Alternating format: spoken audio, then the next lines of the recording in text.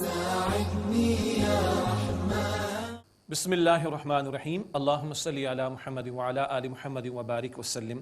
رب اشرح لی صدری ویسر لی امری واحلل عقدۃ من لسانی یفقہوا قولی واجعل لی وزیرا من اہلی آمین یا رب العالمین. السلام علیکم ورحمۃ اللہ وبرکاتہ. ناظرین کرام خوش آمدید کہتے ہیں. دورہ ترجمہ قرآن کا سلسلہ جاری. غزوہ احد پر تبصرہ چل رہا ہے. سورہ آل عمران کے رکوع نمبر 17 کا مطالعہ شروع کر رہے ہیں اور آیت نمبر ہے سورہ آل عمران آیت نمبر 156. اعوذ باللہ من الشیطان الرجیم. بسم اللہ الرحمن الرحیم. یا ایہا الذین آمنوا لا تکونوا کالذین کفروا. اے ایمان والو تم ان لوگوں کی طرح نہ ہو جانا جنہوں نے کفر کیا. وقالوا لاخوانہم اور وہ کہتے ہیں اپنے بھائیوں سے اذا ضربوا فی الارض او کانوا غزا جب وہ سفر کرتے ہیں اللہ کی راہ میں یا جہاد میں ہوں. لو کانوا عندنا ما ماتوا وما قتلوا اگر وہ ہوتے ہمارے پاس نہ وہ مرتے اور نہ قتل کیے جاتے. یعنی جو بچ گئے کیا کہہ رہے ہیں منافقین کہہ رہے ہیں اگر ہماری مانتے تو نہ قتل ہوتے.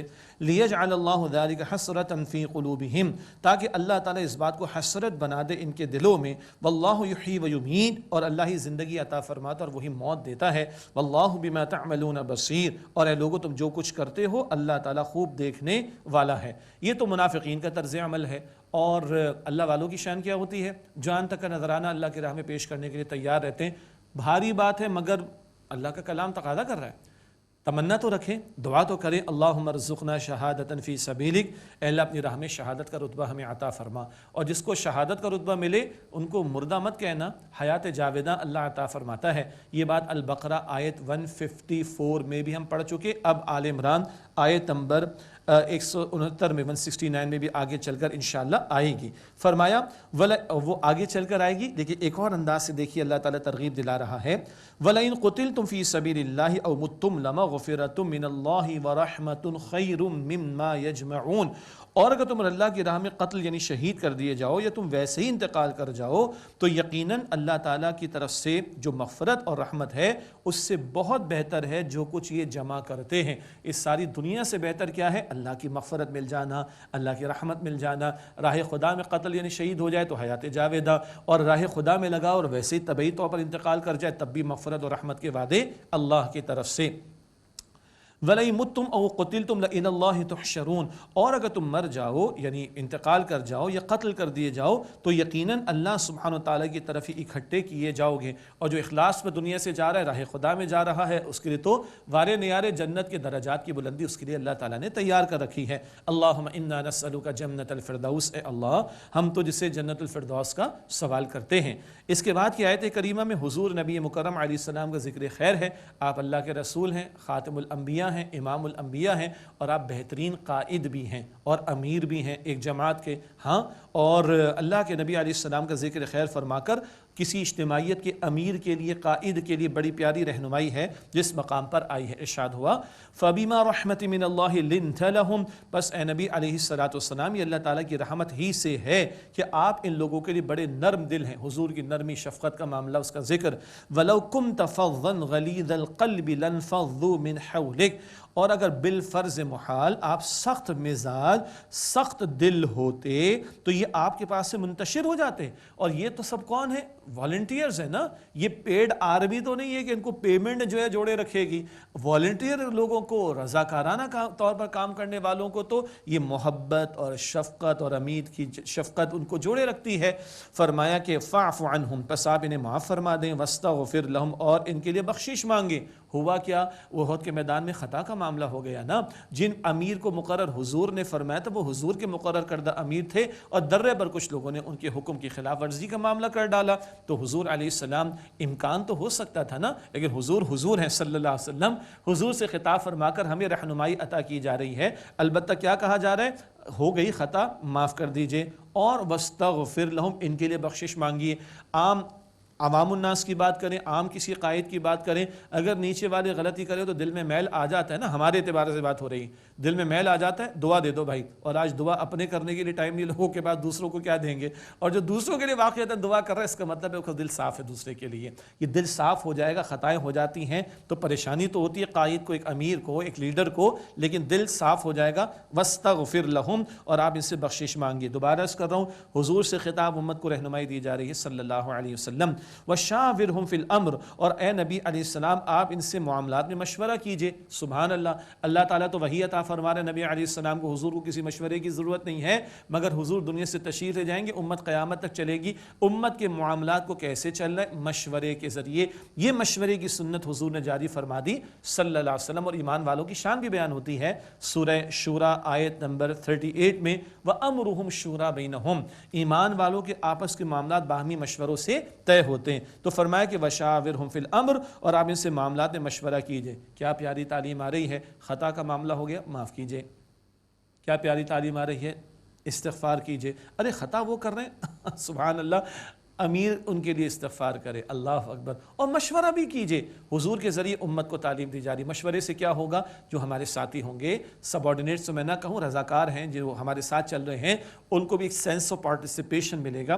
ارے بھائی ہم سے بھی پوچھا جاتا ہے، ہمارا بھی مشورہ لیا جاتا ہے، ہماری بھی کوئی حیثیت ہے، ہم سے بھی پوچھ لیا جاتا ہے۔ یہ اجتماعیت کے میکانزم کو چلانے کے لیے بڑی پیاری ہدایات اس آیت کریمہ میں آ رہی ہیں۔ ہاں، فَإِذَا عَزَمْتَ فَتَوَكَّلْ عَلَى اللَّهِ، پس جب آپ ارادہ کر لیں پختہ کوئی عمل کرنے کا، پس اللہ تعالیٰ پر بھروسہ کیجئے، مشورہ لیجئے، فیصلہ آپ کیجئے۔ اور عموم کے اعتبار سے کیا ہے؟ لوگ مشورہ دیں گے، فیصلہ امیر نے کرنا، جو فیصلہ ہو جائے اس پر عمل درآمد کیا جائے۔ فَإِذَا عَزَمْتَ فَتَوَكَّلْ عَلَى اللَّهِ، پس جب آپ ارادہ پختہ کر لیں کسی کام کا، اللہ تعالیٰ پر توکل کیجئے۔ إِنَّ اللَّهَ يُحِبُّ الْمُتَوَكِّلِينَ، بے شک اللہ تعالیٰ توکل کرنے والوں کو پسند فرماتا ہے۔ آگے بڑی پیاری قیمتی آیت آ رہی، امت کو بہت توجہ کرنے کی ضرورت ہے۔ فرمایا إِن يَنصُرْكُمُ اللَّهُ فَلَا غَالِبَ لَكُمْ، اگر اللہ تعالیٰ تمہاری مدد فرمائے تو کوئی تم پر غالب نہیں آ سکتا۔ ہم آج سوال کریں، آج ہم غالب ہیں کہ مغلوب؟ کیا جواب ہوگا جی؟ مغلوب۔ کیوں؟ اللہ کی مدد شامل حال نہیں۔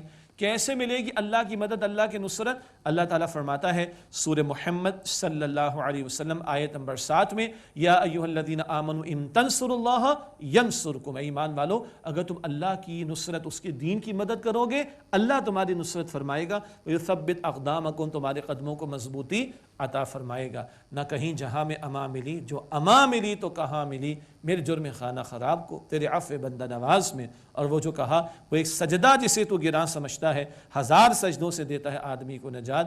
آج امت جس دور زوال اور مغلوبیت سے گزر رہی ہے، کوئی مجھے مرثیہ کہنے کی ضرورت نہیں ہے، لوٹے اللہ کی طرف، اس کے دین کو تھامے، اس کے دین کو پرائرٹی دیں، اور اس کے دین کے قائم کرنے کی جد و جہد کریں گے تو وہ فرماتا ہے میں تمہاری مدد فرماؤں گا۔ إِن يَنصُرْكُمُ اللَّهُ فَلَا غَالِبَ لَكُمْ، اگر اللہ تمہاری مدد فرمائے کوئی تم پر غالب آنے والا نہیں۔ وَإِن يَخْذُلْكُمْ فَمَنْ ذَا الَّذِي يَنصُرُكُمْ مِنْ بَعْدِهِ، اور اگر وہ تمہیں چھوڑ دے تو کون ہے جو تمہاری مدد کرے گا اس اللہ تعالیٰ کے بعد؟ ہے کوئی؟ کس کس کے سامنے مسلمان جھک گئے، کس کس کے سامنے جو ہے وہ پینگے بڑھانا شروع کر دیں، کس کس کے ڈو مور کے تقاضوں پر مور کرتے چلے گئے، مگر نہ ہی خدا ملا نہ ہی وصال صنم۔ کہاں کھڑے ہیں آج؟ ہاں، اللہ کے سوا ہے جو ہماری بگڑی کو سنوار سکے؟ اللہ کے سوا کوئی ہے جو ہمارے معاملات کو درست کر سکے؟ اللہ کے سوا کسی کے پاس نفع نقصان کا کل اختیار ہے؟ تو اسی کے سامنے جھکیں بھائی۔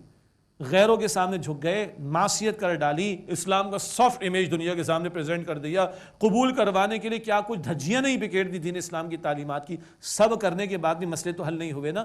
آؤ اللہ کی طرف، پلٹو اللہ کی طرف، لوٹو اللہ کی طرف، جھکو اللہ کے سامنے، منا لو اللہ سبحانہ و تعالیٰ کو، جھک جاؤ اس کے سامنے، اس کے ساتھ اپنے معاملات کو درست کر لیں۔ ارے سب کے ساتھ کر کے دیکھ لیا ہمارے مسائل حل نہیں ہوئے، آ جائیں اللہ کی طرف، پلٹ آئیں اللہ کی طرف۔ وہ اگر ہاتھ ہٹا لے تو بتاؤ کون تمہاری مدد کرے گا؟ اس کے سوا کوئی نہیں ہے۔ وَعَلَى اللَّهِ فَلْيَتَوَكَّلِ الْمُؤْمِنُونَ، اور چاہیے کہ ایمان والے اللہ تعالیٰ ہی پر توکل کریں۔ وَمَا كَانَ لِنَبِيٍّ أَن يَغُلَّ، اور نبی علیہ السلام کے شائن شان نہیں کہ وہ کچھ چھپائیں۔ وَمَن يَغْلُلْ يَأْتِ بِمَا غَلَّ يَوْمَ الْقِيَامَةِ، اور جو کوئی چھپائے گا کوئی شے تو وہ اپنی چھپائی ہوئی شے کو قیامت کے دن لے کر آئے گا۔ منافقین نے معاذ اللہ الزام تراشیاں کی، کبھی مال غنیمت کی تقسیم کے تعلق سے، ایک اس کا جواب دیا جا رہا ہے، اور کبھی منافقین نے کہا کہ لو جی ہم نے تو ان کی بات مانی مگر آج اتنے لوگ ہمارے مر گئے، یہ ہو گیا وہ ہو گیا۔ بتایا جا رہا ہے پیغمبر تو شفیق ہوتے ہیں، وفاداری شادی کا معاملہ ہوتا ہے، وعدہ کرتے ہیں تو پورا کرتے ہیں، اور یہ منافقین معاذ اللہ الزام تراشیاں کر رہے ہیں، یہ جواب بھی اس مقام پر دیا گیا۔ فرمایا کہ ثم توفی کل نفس ما کسبت وہم لا یظلمون، پھر پورا پورا پائے گا ہر شخص اس نے جو کچھ عمل کیا ہوگا اور وہ ان پر ظلم نہیں کیا جائے گا۔ افمن اتبع رضوان اللہ کمن باء بسخط من اللہ ومأواہ جہنم، تو کیا جس نے پیروی کی اللہ تعالیٰ کی رضا کی، اس کی خوشنودی کے حصول کے لیے، کیا اس کی مانند ہو سکتا ہے جو اللہ تعالیٰ کے غصے کے ساتھ لوٹا؟ ایک اللہ کو راضی کرنے والا، ایک اللہ کو ناراض کرنے والا برابر ہو سکتا ہے؟ نہیں۔ ایک اللہ کی فرما برداری کرنے والا، ایک اللہ کا نافرمان برابر ہو سکتے ہیں؟ نہیں۔ ایک نماز ادا کرنے والے، ایک بے نمازی برابر ہو سکتے ہیں؟ نہیں۔ ایک حلال کمانے والا، ایک حرام کمانے والا برابر ہو سکتے ہیں؟ نہیں۔ ایک با پردہ عورت، ایک بے پردہ عورت برابر ہو سکتی ہیں؟ گنتے چلے جائیے، برابر نہیں ہیں۔ فرمایا کہ جو اللہ کے غضب کے ساتھ اور غصے کے ساتھ لوٹے گا اس کا عالم کیا ہے؟ وَمَأْوَاهُ جہنم، اور اس کا ٹھکانہ جہنم ہے، وَبِئْسَ الْمَصِيرُ، اور وہ لوٹنے کا وہ بہت ہی برا ٹھکانہ ہے۔ اللہم انا نعوذ بک من عذاب جہنم، اے اللہ ہم تیری پناہ میں آنا چاہتے ہیں جہنم کے عذاب سے۔ ہم درجات عند اللہ، ان کی مختلف درجات ہیں اللہ کے پاس۔ کیا مطلب؟ جس طرح جنت میں درجات ہیں اور جنت والوں کی شان بلندتر ہوتی جائے گی، ایسے مجرمین بھی مختلف درجات کے ہوں گے۔ کوئی بڑے مجرم ہوں گے تو بڑی سزاؤں کا معاملہ، کچھ ان سے کم سزا کا معاملہ، یہ جہنم میں بھی اس طرح کے کیٹیگریز کا معاملہ ہوگا۔ ہم درجات عند اللہ، ان کے مختلف درجے ہیں اللہ تعالیٰ کے پاس۔ واللہ بصیر بما یعملون، اور جو کچھ وہ کرتے ہیں اللہ تعالیٰ خوب دیکھنے والا ہے۔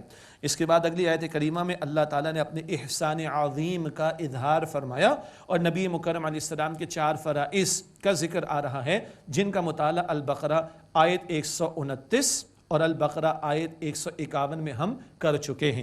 ایک بات پھر اللہ تعالیٰ نے مجھے یاد دلا دی، میرے سامنے بھی قرآن پاک کا نسخہ ہے، متن بھی ہے، ترجمہ بھی ہے، کچھ نوٹس بھی ہیں، اور میں نے گزارش کی تھی ہمارے ناظرین سے آپ بھی اپنے سامنے قرآن پاک کا نسخہ رکھ لیں، اپنی کوئی نوٹ بک رکھ لیں اور پوائنٹس نوٹ کریں انشاءاللہ۔ کچھ حوالے دیے جاتے ہیں اس لیے کہ آئندہ مطالعہ کر سکیں انشاءاللہ تعالیٰ، تو ہماری کانسنٹریشن بھی بڑھے گی اور یہ لائف ٹائم کی ہماری ایک انویسٹمنٹ ہوگی اپنی قرآن پاک سے تعلق کی مضبوطی کے اعتبار سے۔ اللہ مجھے بھی توفیق دے، آپ کو بھی توفیق عطا فرمائے۔ بہرحال اب آیت کریمہ احسان عظیم کا بیان۔ لقد من اللہ علی المؤمنین اذ بعث فیہم رسولا من انفسہم، یقیناً اللہ تعالیٰ نے ایمان والوں پر احسان فرمایا جبکہ انہی میں سے ایک رسول کو بھیجا صلی اللہ علیہ وسلم۔ ان کے درمیان کیا کرتے ہیں وہ صلی اللہ علیہ وسلم؟ یتلو علیہم آیاتہ ویزکیہم ویعلمہم الکتاب والحکمہ، وہ اللہ سبحانہ وتعالیٰ کی آیات ان کو پڑھ کر سناتے ہیں اور ان کا تزکیہ فرماتے ہیں اور انہیں کتاب یعنی احکام کی تعلیم دیتے ہیں اور حکمت سکھاتے ہیں۔ وَإِن كَانُوا مِن قَبْلُ لَفِي ضَلَالٍ مُبِينٍ، اور بے شک اس سے پہلے یقیناً وہ لوگ کھلی گمراہی میں تھے۔ کس سے پہلے؟ قرآن پاک کے آنے سے پہلے، نبی مکرم علیہ السلام صاحب قرآن صلی اللہ علیہ وسلم کے آنے سے پہلے لوگ گمراہی میں تھے۔ تو اگر آج قرآن سے دوری ہے تو گمراہی ہے۔ بلڈنگیں بہت اچھی ہیں تعلیمی اداروں کی، کریکولم بڑا زبردست ہے، ایئر کنڈیشن اچھے لگے ہوئے ہیں، ڈگریز کی تعداد بڑھ رہی ہے، انسٹیٹیوشن کی تعداد بڑھ رہی ہے، لیکن اگر قرآن سے دوری ہے، صاحب قرآن سے دوری ہے تو نری گمراہی کا معاملہ ہو جائے گا۔ تو قرآن سے پہلے، صاحب قرآن سے پہلے گمراہی میں تھے، تو آج گمراہی سے بچنا چاہتے ہیں تو قرآن اور صاحب قرآن سے جڑنا ہوگا صلی اللہ علیہ وآلہ وسلم۔ اور یہ احسان عظیم ہے۔ اللہ کا تعارف بھی حضور سے ملا صلی اللہ علیہ وسلم، ہدایت ہمیں ملی حضور کے ذریعے ملی، قرآن ہمیں ملا حضور کے ذریعے ملا، جینے کا سلیقہ ملا حضور کے ذریعے ملا، عدل کا نظام ملا حضور کے ذریعے ملا۔ بادس خدا بزرگ تو یہ قصہ مختصر، اللہ تعالیٰ کے بعد سب سے بڑی ہستی حضور کی ہے صلی اللہ علیہ وسلم، اور اللہ تعالیٰ کے بعد سب سے بڑے احسانات ہم پر حضور کے صلی اللہ علیہ وسلم۔ ان کو اللہ تعالیٰ ذکر فرما رہے اور احسان عظیم کا ذکر فرما رہے۔ حضور کے 4 فرائض قرآن پاک کے ذریعے، آیات قرآنی کی تلاوت اور لوگوں کے باطن کو پاک کرنا، تزکیہ کرنا، احکام کی تعلیم دینا، احکام کی حکمت بیان کرنا، یہ بات پہلے بھی آئی، اور پھر انشاءاللہ آخری عشرے میں ماہ رمضان میں سورہ جمعہ کی آیت نمبر 2 میں بھی اس کو تھوڑا ہم مزید سمجھیں گے جب چوتھی مرتبہ ان 4 فرائض کا ذکر آئے گا۔ وَإِن كَانُوا مِن قَبْلُ لَفِي ضَلَالٍ مُبِينٍ، اور بے شک اس سے پہلے یہ لوگ یقیناً کھلی گمراہی میں تھے۔ أَوَلَمَّا أَصَابَتْكُم مُّصِيبَةٌ قَدْ أَصَبْتُم مِّثْلَيْهَا قُلْتُمْ أَنَّ هَٰذَا، کیا جب تمہیں پہنچی کوئی مصیبت اے مسلمانوں تو یقیناً تم اس سے دگنی پہنچا چکے تھے ان کو، یعنی کفار کو، تم کہتے ہو کہاں سے آ گئی، یہ کہاں سے اتنا معاملہ آ گیا حادثے کا، نقصان کا؟ قل هو من عند انفسکم، آپ فرما دیجیے وہ تمہارے اپنے پاس ہی سے ہے۔ وہ امیر کی بات ماننے میں کوتاہی ہو گئی نا، تو نقصان ہو گیا. دیکھو ان اللہ علی کل شیء قدیر، بے شک اللہ ہر بات پر قدرت رکھنے والا ہے. وما اصابکم یوم التقى الجمعان فباذن اللہ وليعلم المؤمنین، اور تمہیں جو تکلیف پہنچی جس دن دو جماعتیں باہم ٹکرا گئیں تو وہ اللہ تعالیٰ کے حکم سے پہنچی اور تاکہ اللہ تعالیٰ ایمان والوں کو ظاہر کر دے. حکمتیں پہلے بھی آئی تھیں، کیوں یہ معاملہ ہوا، کیوں تھوڑا سا یہ نقصان کا معاملہ ہوا، پھر حکمتیں آ رہی ہیں. فرمایا وَلِيَعْلَمَ الَّذِينَ نَافَقُوا، اور تاکہ اللہ ظاہر فرما دے ان کو جنہوں نے نفاق کا رویہ اختیار کیا. وَقِيلَ لَهُمْ، اور انہیں کہا گیا تھا تعالوا قاتلوا فی سبیل اللہ، آؤ اللہ کی راہ میں جنگ کرو، او ادفعوا، یا کم از کم دفاع کرو. منافقین تو بھاگ لیے تھے نا، ان کو کہا گیا تھا آؤ جنگ کرو، کم سے کم دفاع کر لو. قالوا لو نعلم قتالا لاتبعناکم، وہ بولے اگر ہم جانتے کہ جنگ ہوگی تو ضرور ہم تمہارا ساتھ دیتے. یہ فرار اختیار کرنے کے انہوں نے بھڑکیاں ماری تھیں. ہم للکفر یومئذ اقرب منہم للایمان، اس دن وہ کفر سے زیادہ قریب تھے ایمان کی نسبت. ایمان ان کے پاس کون سا تھا؟ منافق کلمہ تو پڑھتا تھا نا، کلمے کا دعوے دار تھا، لیکن قرآن پاک کہتا ہے لم تؤمن قلوبہم، ان کے دل ایمان نہیں لائے تھے. ایمان کا دعویٰ تھا، عمل نہیں ہو رہا. امام الانبیاء جن کے ذریعے ایمان کی دولت مل رہی ہے وہ راہ خدا میں کھڑے ہیں، اپنے صحابہ کرام کے ساتھ کھڑے ہیں، اور تم بھاگ رہے ہو یہاں سے. یہ کون سا ایمان کا دعویٰ ہے؟ تو ایمان کا نرا دعویٰ نہیں، ایمان کا ثبوت چاہیے، اور وہ عمل کے میدان میں آتا ہے. اور اس ثبوت کے لیے اللہ کی بندگی کرنا، اس کی بندگی کی دعوت دینا، اور اس کی بندگی کے نظام کی جد و جہد کرنا، اور کبھی باطل سے ٹکرانا پڑے تو میدان جنگ میں اترنا بھی پڑے گا. یہ ایمان تقاضا کرتا ہے ان چیزوں کا. محض دعووں سے اللہ تعالیٰ کی کامیابی نہیں ملتی. ایمان دل میں، زبان پر بھی ہو، ضروری دل میں بھی ہو، اور عمل اس کا ثبوت بھی پیش کرے. فرمایا یقولون بافواہ ما لیس فی قلوبہم، وہ اپنے منہ سے وہ کہتے جو ان کے دلوں میں نہیں. دل میں کچھ اور ہے، دنیا پرستی ہے، اور زبان سے کچھ اور دعوے ہیں. واللہ اعلم بما یکتمون، اور اللہ تعالیٰ خوب جانتا ہے اسے جو کچھ وہ چھپاتے ہیں. الذین قالوا لاخوانہم وقعدوا لو اطاعونا ما قتلوا، وہ لوگ جنہوں نے اپنے بھائیوں کے بارے میں کہا اور خود بیٹھے رہے اگر وہ ہماری بات مانتے تو مارے نہ جاتے. پھر وہ بات ارے ہماری مانتے تو نہ مارے جاتے. دوبارہ یہ بات آ گئی. اللہ تعالیٰ کا جواب قل فادرؤوا عن انفسکم الموت ان کنتم صادقین، فرما دیجئے نبی علیہ السلام اے لوگو تم اپنی جانوں سے موت کو ہٹا کر تو دکھاؤ گا تم سچے ہو. کیا گھر پہ بیٹھو گے تو موت نہیں آئے گی؟ اللہ اکبر. اور اللہ کی قسم خالد بن ولید رضی اللہ عنہ، سیف من سیوف اللہ، اللہ کی تلواروں میں سے ایک تلوار. ہاں اللہ اکبر. کہتے ہیں کوئی سمجھتا ہے کہ اللہ کی راہ میں نکلے گا تو قتل ہی ہو جائے گا. آئے خالد کو دیکھ لے جس کے جسم کے ایک ایک حصے پر تلوار کے زخم موجود ہیں، اور خالد کو بستر پر موت آ رہی. اللہ اکبر کبیر. اللہ یہ شوق شہادت ہمیں عطا فرمائے، اور اللہ اپنی ذات پر یقین عطا فرمائے، اور اس کی پکار پر لبیک کہنے کی توفیق عطا فرمائے. قل فادرؤوا عن انفسکم الموت ان کنتم صادقین، فرما دیجئے نبی صلی اللہ علیہ وسلم تم لوگ اپنی جانوں سے موت کو تو ہٹا دو اگر تم سچے ہو. روک سکتے ہو موت کو. وَلَا تَحْسَبَنَّ الَّذِينَ قُتِلُوا فِي سَبِيلِ اللَّهِ أَمْوَاتًا، جو لوگ اللہ کی راہ میں قتل شہید کر دیے جائیں انہیں ہرگز مت خیال کرنا کہ وہ مردہ ہیں. بل احیاء عند ربهم يرزقون، بلکہ وہ زندہ ہیں اور اپنے رب کے پاس سے وہ رزق پاتے ہیں. سبحان اللہ. حدیث پہلے بھی پیش کی گئی، سس پرندوں کی مانند شہداء کی روحیں جنت میں جو ہے وہ گھومتی اور کھاتی پیتی ہیں. اللہ اکبر. آگے فرما رہے اللہ عند ربهم يرزقون، ان کے رب کی طرف سے انہیں رزق عطا ہوتا ہے. فریحین بما آتاہم اللہ من فضلہ، وہ خوش ہو رہے ہیں اس سے جو اللہ نے انہیں اپنے فضل سے عطا فرمایا. ویستبشرون بالذین لم یلحقوا بہم من خلفہم، اور ان لوگوں کے بارے میں خوش ہو رہے ہیں کہ جو ابھی ان سے نہیں ملے، ان کے پیچھے ہیں ایمان والے. اللہ خوف علیہم ولا هم يحزنون، ان پر نہ کوئی خوف ہے اور نہ وہ غمگین ہوں گے. اللہ اکبر. ایمان کا رشتہ کیا پیارا رشتہ ہے. شہید ہونے والا چلا تو گیا، اللہ کہتا ہے حیات جاویدہ جنت کی نعمتوں سے لطف اندوز ہو رہا ہے، اور ادھر جا کر پیچھے اپنے بھائیوں کے بارے میں فکر مند ہے. ارے یہ بھی لگے رہیں، یہ بھی راہ خدا میں جان کا نذرانہ پیش کریں گے. حیات جاویدہ اللہ عطا فرمائے گا، اور انہیں نہ کوئی خوف ہوگا نہ وہ غمگین ہوں گے. یہ ایمان ناظرین کرام کسی اور ہی شے کا نام ہے. یہ کسی اور عالم کی سیر کراتا ہے بندے کو. ادھر جانے والا ادھر دنیا کے اپنے بھائیوں کے بارے میں فکر مند رہتا ہے. یہ بھی لگے رہیں، یہ بھی اللہ تعالیٰ کی نعمتیں پائیں گے. اللہم ارزقنا شہادتا فی سبیلک، اللہ اپنی راہ میں ہمیں شہادت کا رتبہ عطا فرما. اللہم انا نسألک جنت الفردوس، اللہ ہم تجھ سے جنت الفردوس کا سوال کرتے ہیں.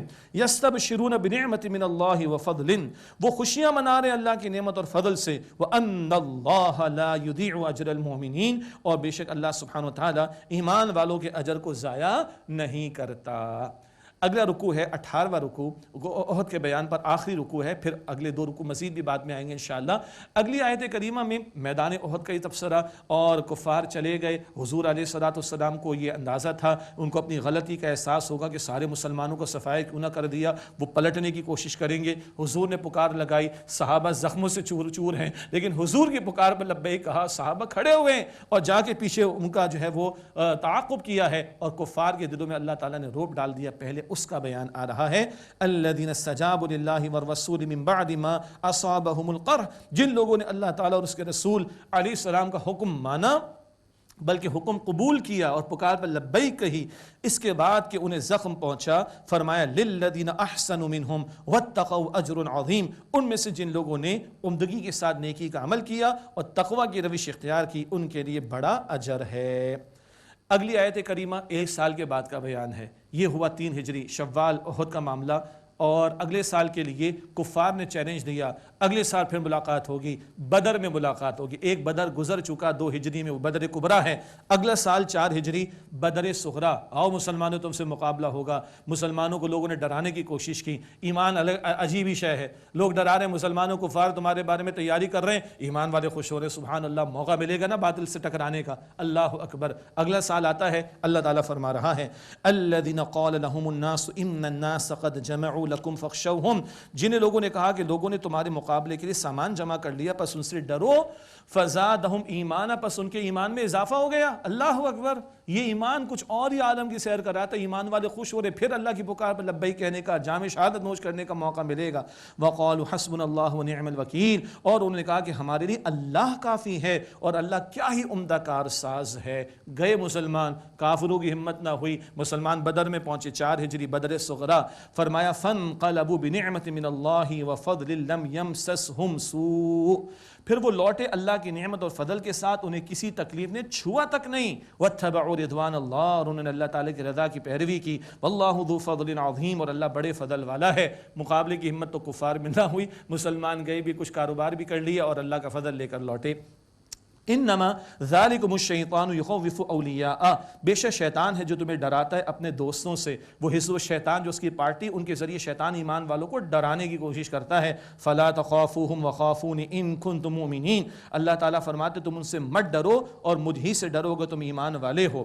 کفار اور مشرکین کی ساز باز تھی، یہود اور مشرکین کی ساز باز تھی، اور ڈپلومیٹک ایکٹیویٹیز چلتی تھی، مسلمانوں کے خلاف سازشیں کرتے تھے۔ اللہ تسلی دے رہا ہے، فرمایا ولا يحزنك الذين يسارعون في الكفر، اور اے نبی علیہ السلام آپ کو غمگین نہ کریں وہ لوگ جو کفر میں تیزی دکھا رہے، یہود کبھی مشرکین مکہ کے ساتھ ساز باز کرتے مسلمانوں کے خلاف۔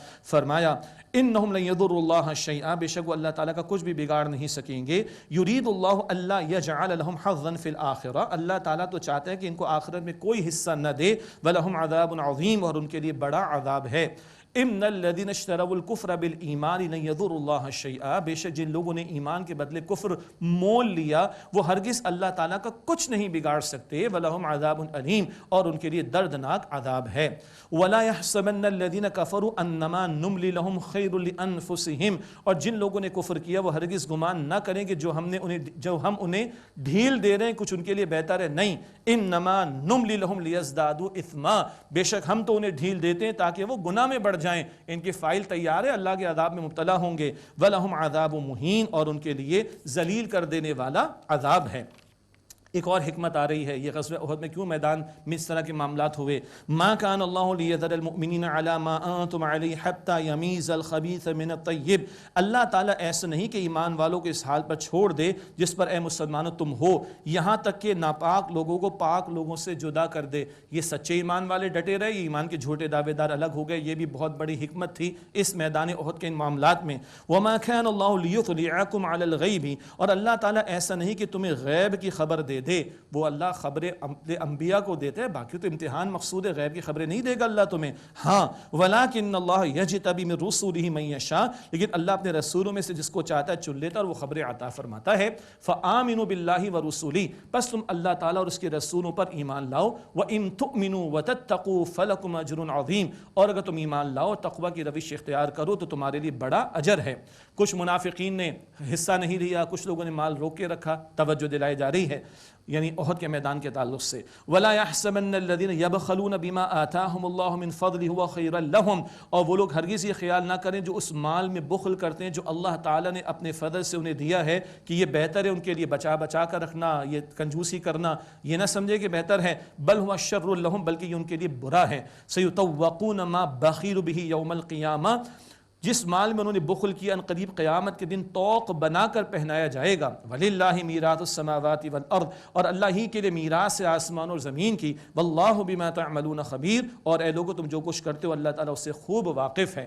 جو راہ خدا میں خرچ نہیں کر رہا، کنجوسی کر رہا ہے، کل اللہ کی پکڑ میں مبتلا ہوگا۔